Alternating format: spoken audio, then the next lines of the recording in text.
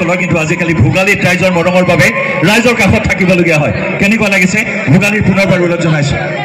Thank you. আৰু জোৰকে ৰুটি এটা মাৰকচোন, চাওঁ কিমান পাহাৰি আছে। ল'ৰাবিলাকে মাৰিছে নে ছোৱালীবিলাকে মাৰিছে? ল'ৰাবিলাকে ৰুটি এটা মাৰকচোন, চাওঁ কিমান জোৰ আছে, চাওঁ।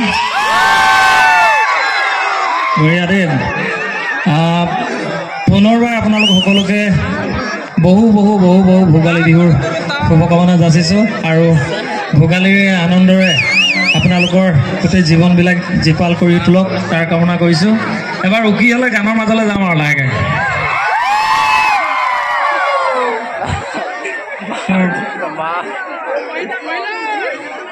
মিক্সাৰ ক'ত আছে? ঠিক আছে। মোৰ নতুন গানটো শুনিছে নে বাবা? নাই শুনা। নতুন গানটো পিছত গাইছো, প্ৰথমতে ডিস্কো শুনি গাইছো। লগত গাই যাওকচোন আপোনালোকে, ভাল লাগে ডিস্কো।